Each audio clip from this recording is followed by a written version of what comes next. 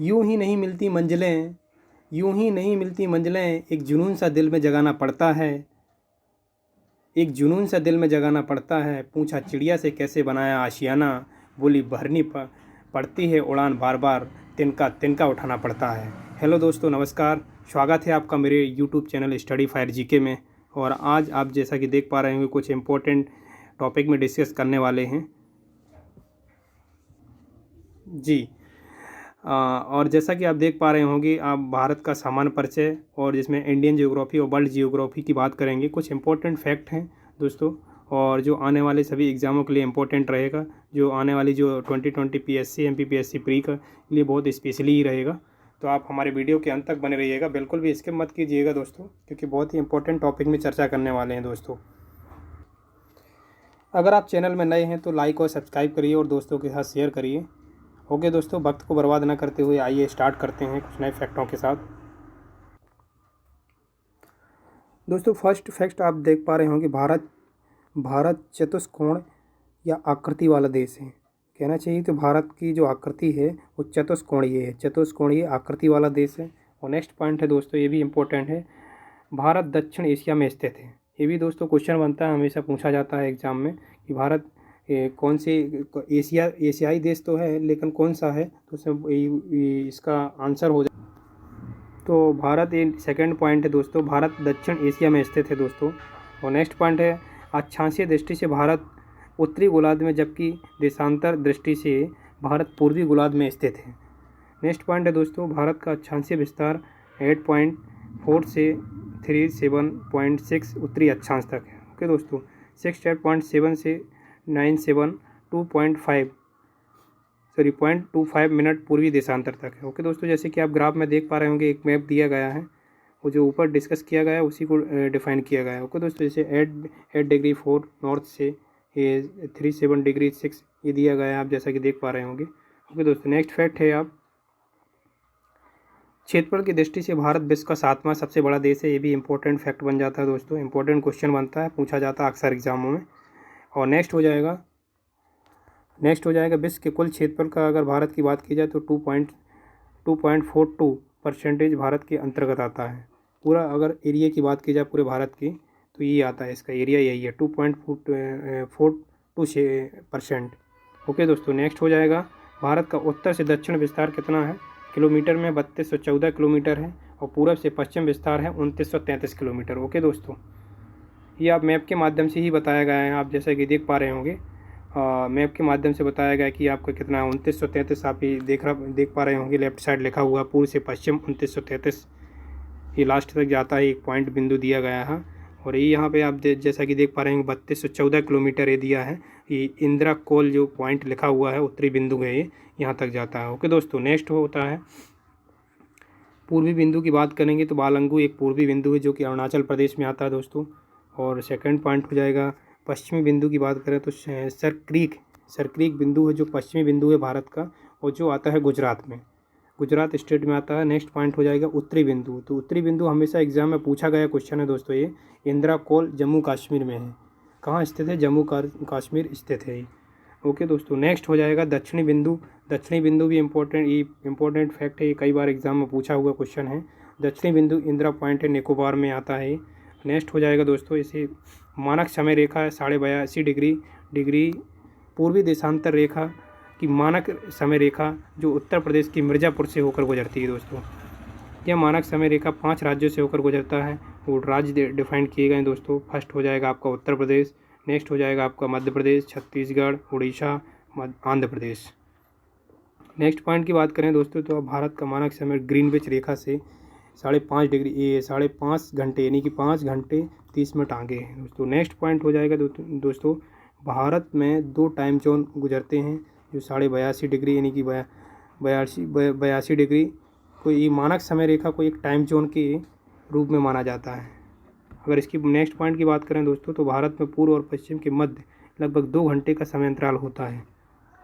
अगर कर्क रेखा की बात करें दोस्तों, आप देख पा रहे होंगे 23.5 डिग्री उत्तरी अक्षांश रेखा, अर्थात इसको बोलते हैं कर्क रेखा, भारत के 8 राज्यों से होकर गुजरती है। वो उन राज्यों को बहुत डिफाइन किया गया है, आप जैसा कि देख पा रहे हैं, बहुत ही इंपॉर्टेंट है दोस्तों। एग्जाम में अक्सर क्वेश्चन बन जाते हैं कौन से राज्य से कर्क रेखा नहीं गुजरती है, तो आप कर्क रेखा गुजरने वाले राज्यों की संख्या 8 है दोस्तों। आप गुजरात, राजस्थान, मध्य प्रदेश, छत्तीसगढ़ दोस्तों।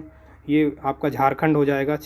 6वें नंबर में आपका पश्चिम बंगाल हो जाएगा, त्रिपुरा हो जाएगा, मिजोरम हो जाएगा दोस्तों। नेक्स्ट क्वेश्चन आप देख पा रहे होंगे, ये मैप के माध्यम से दोस्तों समझाने की कोशिश की गई है।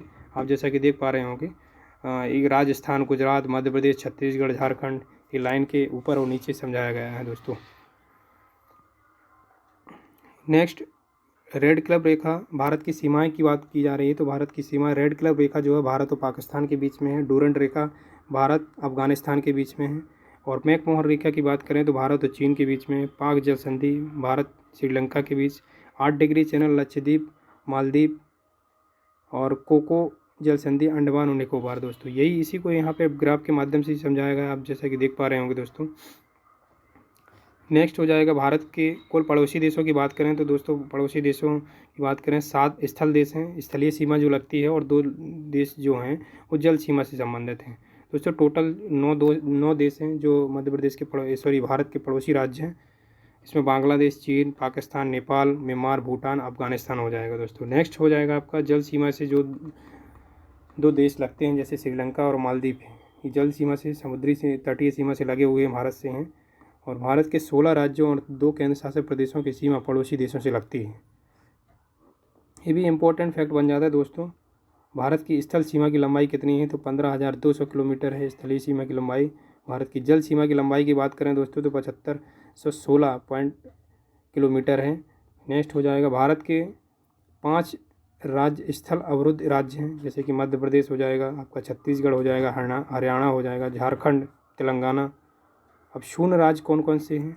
भारत में त्रिपुरा एकमात्र ऐसा राज्य है जिसे शून्य राज्य कहा जाता है, क्योंकि त्रिपुरा तीनों ओर से बांग्लादेश से घिरा हुआ है। भारत का एक ही राज्य जिसे शून्य राज्य घोषित किया गया है दोस्तों, इसलिए बोला जाता है कि त्रिपुरा तीनों ओर से बांग्लादेश से घिरा हुआ है दोस्तों। नेक्स्ट हो जाएगा दोस्तों आपका भारत के दक्षिण पूर्व में बंगाल की खाड़ी और दक्षिण पश्चिम में अरब सागर स्थित है।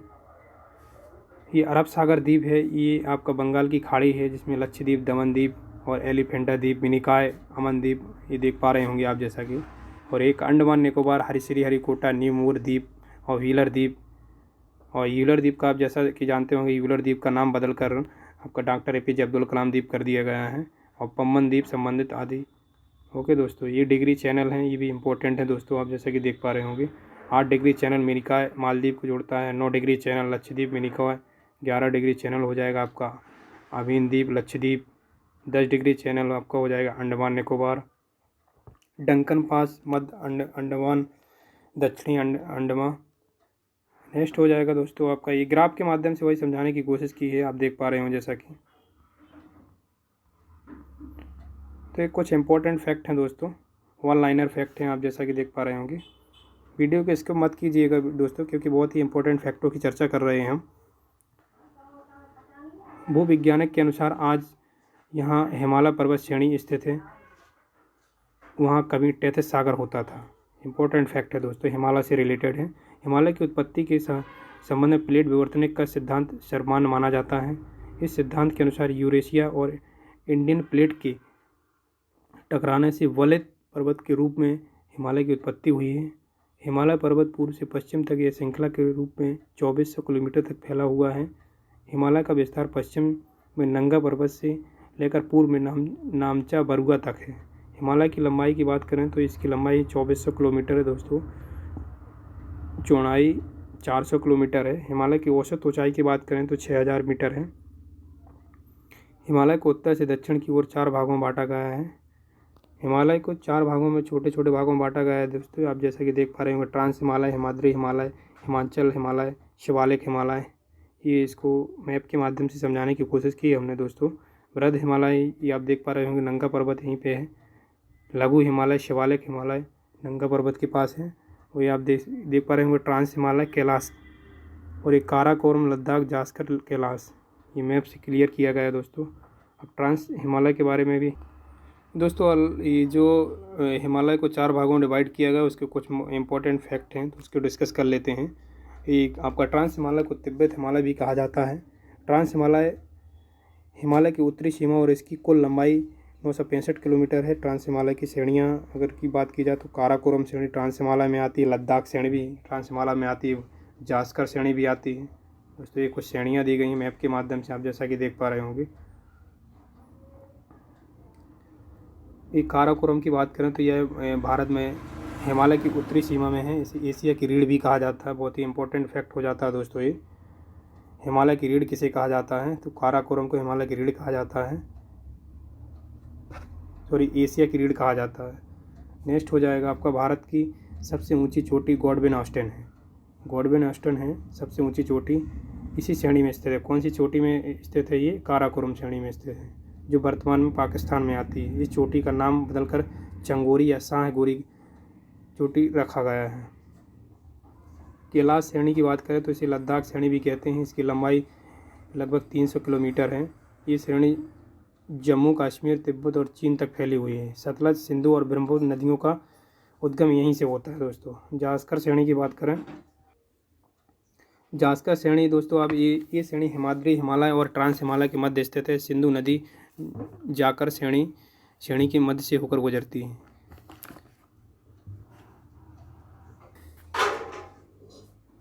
नेक्स्ट हो जाएगा दोस्तों, अब एक लास्ट पॉइंट है इस वीडियो का, हिमाद्री हिमालय। इसे सर्वोच्च या बृहद हिमालय भी कहा जाता है और यह हिमालय की सबसे ऊंची चोटी है। इसकी औसत ऊंचाई अगर बात की जाए तो 6000 मीटर है। ओके दोस्तों, नेक्स्ट हो जाएगा विश्व की सबसे ऊंची चोटी की अगर बात करें तो ये माउंट एवरेस्ट है, जो कि नेपाल में स्थित है अभी वर्तमान में। कंचनजंगा, नंगा पर्वत, नंदा देवी आदि शिखर इसी पर्वत श्रेणी में आते हैं। कौन सी, हिमाद्री में। नाथुला दर्रा, जोजिला दर्रा, लिपुलेख दर्रा, चिपकीला दर्रा, गंगा यमुना आदि नदियों का उद्गम यहीं से होता है दोस्तों। ओके दोस्तों, वीडियो लंबा हो रहा है तो हम वीडियो को यहीं स्टॉप करते हैं। कल मिलते हैं किसी नए टॉपिक के साथ। और वीडियो आपको पसंद आता है तो लाइक और सब्सक्राइब करिए और दोस्तों के साथ शेयर करिए और बेल आइकन को ऑन कर लीजिए, जिससे आने वाले हमारे वीडियो का सारे का नोटिफिकेशन मिल सके आपको। ओके दोस्तों, तो वीडियो यहीं स्टॉप किया जा रहा है। तब तक के लिए विदा लेते हैं। धन्यवाद।